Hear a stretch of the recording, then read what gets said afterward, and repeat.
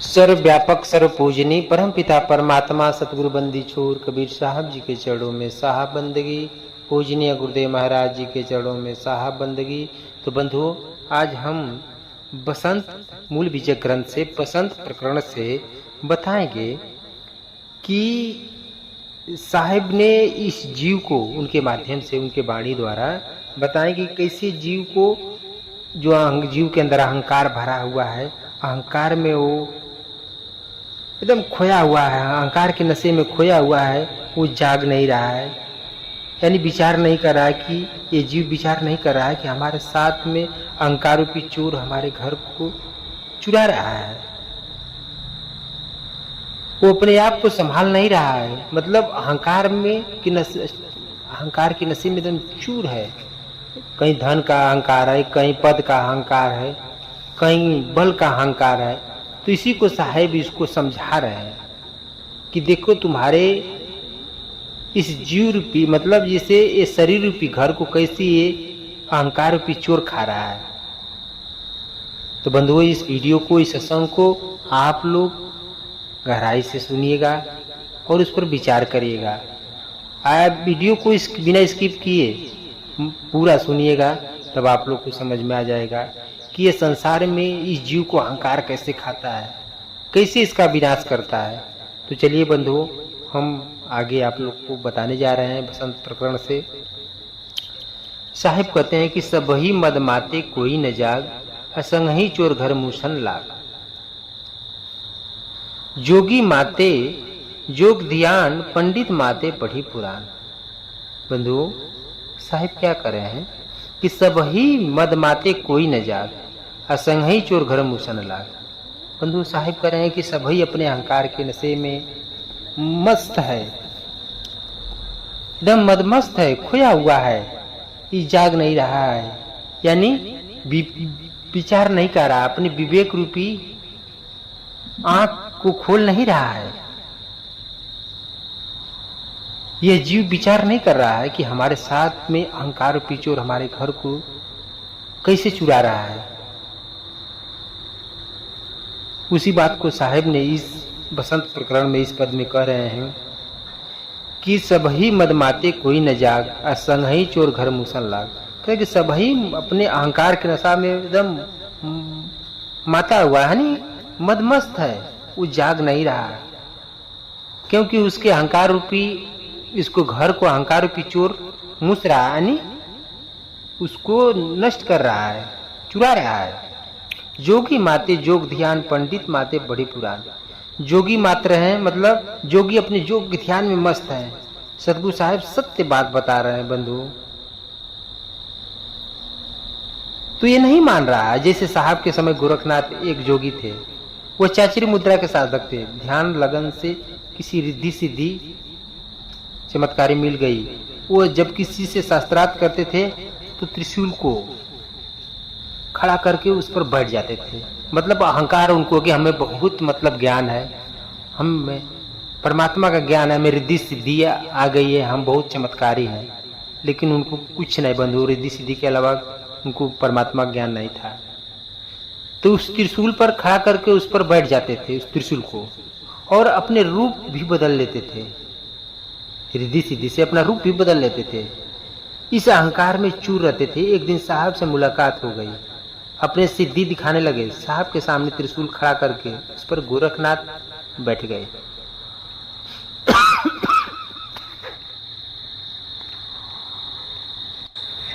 तब साहब ने क्या किया बंधु कि साहब ने एक धागा लेकर आकाश में फेंक दिए और आकाश में धागे पर जाकर के बैठ गए।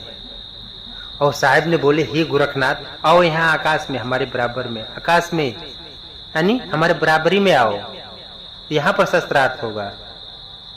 तो बंधु, गोरखनाथ ने देखा कि डोरा ऊपर तक गया हुआ है, साहब दिख नहीं रहे हैं। तब गोरखनाथ को अहंकार चूर हो गया कि मैं त्रिशूल पर बैठा हूं और साहब एक पतला डोरा पर बैठे हुए हैं। इतना पतला डोरा आकाश में कैसे खड़ा है, ये सब देखकर लज्जित हुआ और साहब से कहा कि साहब नीचे उतर आइए, शस्त्रास्त्र जमीन पर होगा। गोरखनाथ का त्रिशूल पर बैठने वाला अहंकार चूर चूर हो गया, यानी वो नष्ट हो गया बंधु, उनका अहंकार खत्म हो गया, उसकी रिद्धि सिद्धि भाग गई। तब फिर उसने कहा कि हम पानी में डूबते हैं और आप हमको खोजिए। तो बंधु वो पानी में जाकर गोरखनाथ मेढक का रूप बना करके पत्थर के नीचे डूब गए। साहब भाई तो सर्वव्यापक है ना, वो तो हर जगह रहने वाले हैं, हर बात जानने वाले हैं, सबके मन की बात जानने वाले हैं। तो गोरखनाथ को पत्थर के नीचे से पकड़ लाए। तब गोरखनाथ ने कहा साहब आप ढुकिए, मैं खोजता हूँ। तो बंधु साहब क्या किए कि साहब तो पानी में पानी हो गए, साहब पानी बन गए। और गोरखनाथ खोजते खोजते हार गया, खोज नहीं पाया। तो साहब को तब उसने कहा मैं हार गया साहब, आप जीत गए, अब आप सामने आ जाइए, प्रकट हो जाइए। तब साहब गोरखनाथ के सामने प्रकट हो गए। गोरखनाथ साहब से हार गया, अपना अहंकार उसका चूर हो गया बंधु। फिर साहब का शिष्य नहीं हुआ, क्योंकि उसके पीछे कई लाख भक्त थे, उसके कई लाख शिष्य थे बंधु। इस संसार में साहब का शिष्य नहीं हुआ। गोरखनाथ इतना अहंकारी था कि वैष्णु मत के साधु का तिलक चाट जाता था और उसको शस्त्रास्त्र में हराकर कान छेद करके कान में मुंदरी पहना देता था। और लेकिन साहब से हारने के बाद वैष्णु मत के साधुओं को परेशान नहीं करता था। जब साहब से शस्त्रास्त्र नहीं हुआ तो साधु को क्या करता था कि जिसे तिलक चाट करके उसके कान में मुंदरी पहरा करके और उसको घर भेज देता कि जाओ संसारिक जीवन जियो। लेकिन जब साहब से भेंट हुआ तब उसका सारा अहंकार चूर हो गया। तब साधु संतों को परेशान नहीं करता था बंधु। उसी बात को साहब बता रहे हैं कि जोगी लोग अपने रिद्धि सिद्धि चमत्कारी के अहंकार में सत्य बात नहीं सुनाना चाहते हैं, न सुनना चाहते हैं, न सुनाना चाहते हैं। चाचरी मुद्रा में स्थित करने से चमत्कारी मिलेगी, आत्मा परमात्मा ज्ञान नहीं होगा। जैसे पंडित लोग पुराण पढ़कर अहंकार करते हैं। पुराण को लिखने वाला व्यासदेव त्रिकुटी में साधना करते थे, जिसको भूचरी मुद्रा बोला कहा जाता है बंधु, उसको भूचरी मुद्रा कहते हैं। वहां पर भूचरी मुद्रा में स्थित करने से रिद्धि सिद्धि चमत्कारी मिलता है, आत्मा परमात्मा ज्ञान नहीं होता है। जब व्यासदेव को आत्मा परमात्मा ज्ञान नहीं था तो पुराण में कौन सा ज्ञान है बंधु। इसलिए पुराण में माया का ज्ञान है। पुराण में कृष्ण की चर्चा, विष्णु की चर्चा, देवी देवताओं, राजा महाराजाओं, क्रियाकलापों की चर्चा है। यानी 18 पुराण में माया का ज्ञान है। फिर भी पंडित लोग पढ़कर अहंकार करते हैं, साहब की बात को नहीं मानते। 84 लाख योनियों में पंडितों को चला जाना मंजूर है, लेकिन पुराण को छोड़ना मंजूर नहीं है बंधु। वो पुराण को नहीं छोड़ेंगे। यही अहंकार पंडितों को खा रहा है। जोगी अपने अहंकार में, पंडित अपने अहंकार में माया की भक्ति में भूले हुए हैं। ये दोनों लोग भूले हुए हैं। उसी बात को साहिब कर रहे हैं कि सबही मद माते कोई न जाग, असंग ही चोर घर मोशन लाग। जोगी माते जोग ध्यान, पंडित माते पढ़े पुराण। उसी में सब मदमस्त है, सब अपने अपने अहंकार में चूर है और परमात्मा की बात को नहीं मान रहे हैं, उनके ज्ञान को नहीं सुन रहे हैं, उनके ज्ञान को नहीं समझ पा रहे हैं, इसलिए दुख पा रहे हैं, रिद्धि सिद्धि में भूल गए हैं। अब साहिब आगे बता रहे हैं बंधु कि तपसी माते तब के भेव, सन्यासी माते करी हमें, मौलाना माते पढ़े मुंसाफ, काजी माते दे इंसाफ। देखिए बंधु साहब इसमें कितना अच्छी बात बता रहे हैं कि तपसी अपने तप का अहंकार करता है। मैं एक पैर पर इतना दिन खड़े रह जाता हूँ, कोई तपसी आगी लगा करके उसके बीच में रहता है, आगी चारों तरफ रहती है, उसके बीच में खाली रहती है। कोई तपसी उसमें बैठता है तो कोई तपसी भूखा रहता है। इस प्रकार से तपसी लोग अपने शरीर को ही कष्ट देते हैं।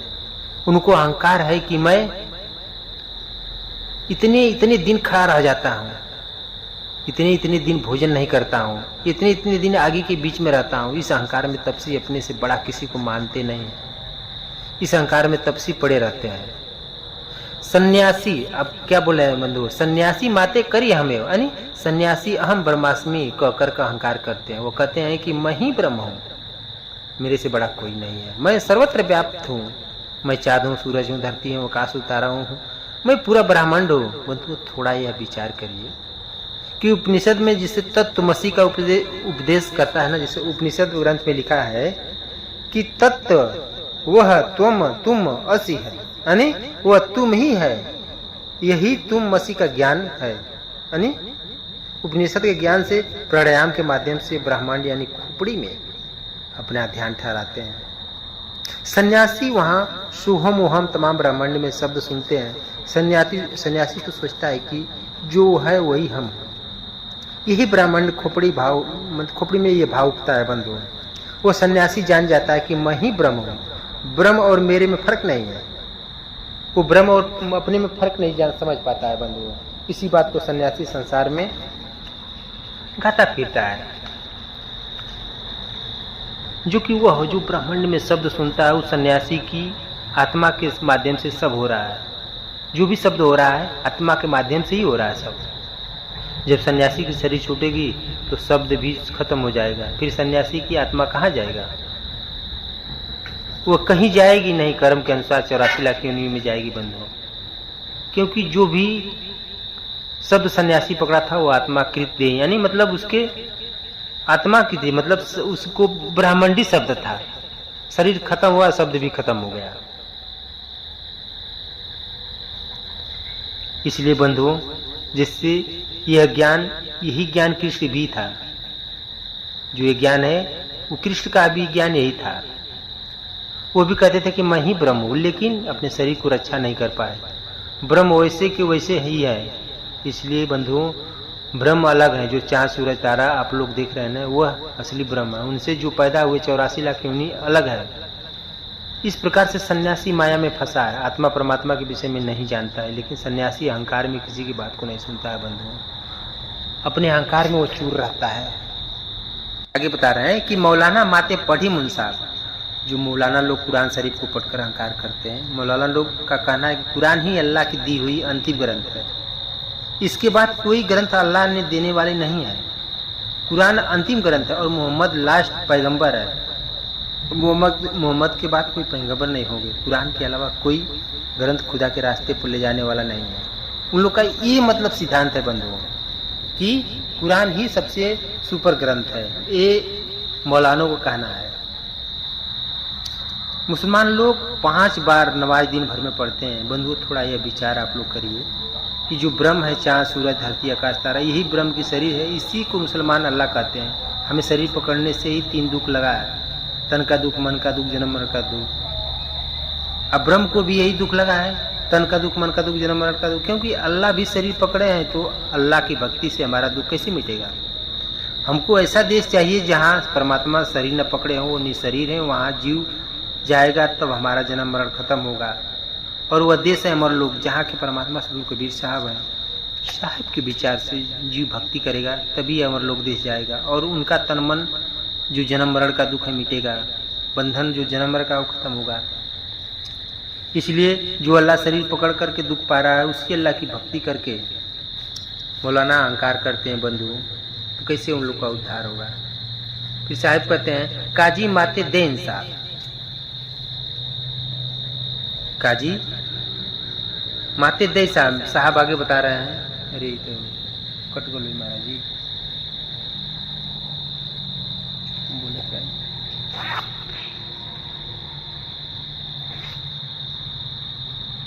बंधु, साहब कहते हैं कि काजी माते दे इंसाफ।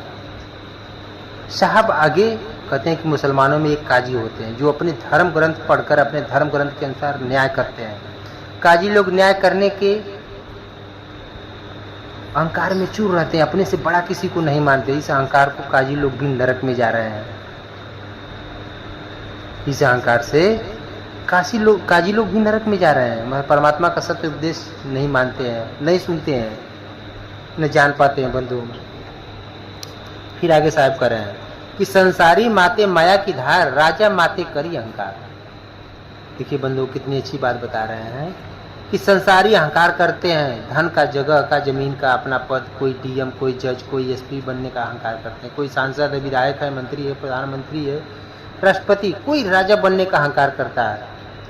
साधु संतों की बात नहीं मानते, अपने को साधु संतों से भी बड़ा समझते हैं। इस प्रकार से संसारी मनुष्य भी अहंकार में चूर रहते हैं। जब संसारी लोग की शरीर छूटती है, कुत्ता, बिलार, भेड़, बकरी, ऊंट, गधा आदि योनियों का दुख पाते हैं बंधुओं, तो उनका अहंकार 84 लाख योनि में क्या करता है? ढकेल देता है। उस 84 लाख में चले जाते हैं।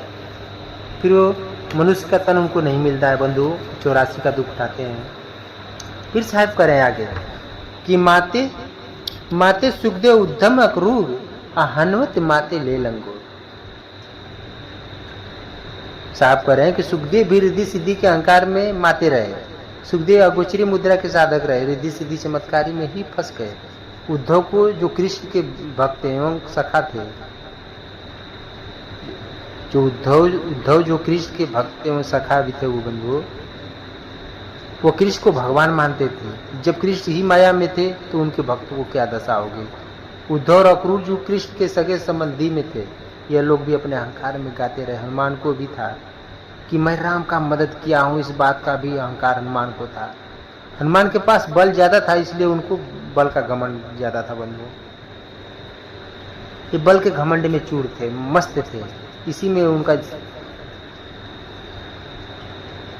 इस नाते वो लोग 84 में गए और भेड़ कुत्ता बिल्ली भेड़ बकरी ऊँट गधा यही सब शरीर पकड़ा बंद हुए लोग और 84 में दुख पाए। फिर से आगे साहब बता रहे हैं कि शिव माते हरिचरण सेव अकली माते नामा जयदेव।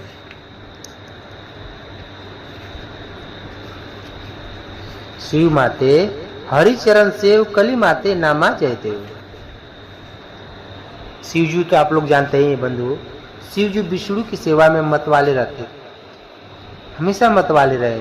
वो समझे कि विष्णु से ही कल्याण हो जाएगा, इसलिए शिवजी विष्णु की सेवा में मत वाले रहे। और कलयुग में नामदेव यानी जगदेव भक्ति में मतवाले न रहे। नामदेव महाराष्ट्र प्रांत में राम की उपासना चलाई जाती है बंधु, ये चलाई गई है राम की उपासना। जयदेव और नामदेव विष्णु राम तथा कृष्ण की उपासना चलाए। ये लोग विष्णु राम तथा कृष्ण के ही भक्ति में मतवाले रहे। जिनकी ये लोग भक्ति किए वो खुद माया में है, तो इन लोग का उद्धार कहाँ से होगा? आप सोचिए, विचार करिए। फिर साहब आगे कह रहे हैं कि सत्य सत्य कहे स्मृति वेद अजस रावण मारे घर के भेद। साहब इस पद में बता रहे हैं कि सुमृत जो होता है ना, सुमृत मनुस्मृति में मतलब आता है बंधु। सुमृत और वेद इस बात को सत्य कह रहे हैं कि रावण अपने घर के भेद से मारा गया, क्योंकि विभीषण ने घर का भेद राम को बता दिया। जो रावण का भाई था विभीषण, अपने घर का भेद राम को बता दिया, इसलिए रावण मारा गया। अगर विभीषण रावण के घर का भेद राम को नहीं बताता तो राम कदापि रावण को नहीं मार पाते, न उनकी शरीर छूटती। उसी बात को साहब कह रहे हैं कि सत्य सत्य कहे स्मृति वेद जस रावण मारे घर के भेद। ये स्मृत और वेद कह रहा है, सत्य सत्य बात बता रहा है कि रावण मारा गया विभीषण के भेद की वजह से, अपने घर के भेद के बताने की वजह से। फिर साहब आगे बता रहे हैं कि चंचल मन को अधम काम कहें कबीर भजू राम नाम। देखिए साहब कितनी अच्छी बात बता रहे हैं बंधु, आप लोग को समझा रहे हैं कि हे जीव, कम से कम अब से तो तू जाग जा। जो तुम्हारा अहंकार रूपी घर जो तुम्हारा ये शरीर नष्ट कर रहा है, कम से कम अब से तो चेत ले और जाग जा और परमात्मा का भजन कर। उसी बात को साहिब कह रहे हैं इस पद में, बसंत प्रकरण में, कि चंचल मन के अधम काम कहें कबीर भजू राम नाम। साहब कह रहे कि हे चंचल मन के नीच कार्य जो जीव में अहंकार पैदा करके जन्म मरण में ले जाता है, सतगुरु के संपर्क में जीव को नहीं जाने देता है। अहंकार पैदा करके किसी को झुकनी नहीं देता है। साहब कहते हैं कि सभी चंचल मन के जाल में फंस गए, इसलिए मेरी बात मानकर जो ब्रह्म के पार परमात्मा है उनकी भजन करके अमर लोक देश चलो, नहीं तो फिर यहाँ 3 लोक में जो भी शरीर पकड़ा है सबको दुख मिलेगा। किसी का बल का अहंकार है, किसी का पद का अहंकार है, किसी का धन दौलत का अहंकार है, इसी में सब तुम लोग, इसी अहंकार में तुम लोग का विनाश हो जाएगा। और जाकर के जब ये मनुष्य का शरीर तुम लोग को छूटेगी तो कुत्ता भेड़ बिल्ली बकरी यही सब मिलेगा तुम लोग को शरीर। और न चाहते उतना तब विवेक इस जीव में नहीं रहता। मनुष्य ये कैसा बंधु कि केवल परमात्मा का भजन कर सकता है, बकिया और कोई तन, मतलब जो मनुष्य तन के अलावा कोई तन में उतना विवेक नहीं आता है कि परमात्मा का भजन करे, उतना विचार ही नहीं आता है और योनि में जैसे। इसलिए बंधुओं आप लोग तो समझ गए होंगे कि साहब इस वाणी में कैसे जीव को समझाए हैं कि ये जीव अहंकार में कैसे विनस रहा है, कैसे दुख पा रहा है। तो इसी शब्दों के साथ मैं अपनी वाणी को विराम देता हूँ। सर्वव्यापक सर्वपूजनीय परमपिता परमात्मा सतगुरु बंदी छोर कबीर साहब जी को चरणों में साहब बंदगी, पूजनीय गुरुदेव महाराज जी के चरणों में साहब बंदगी।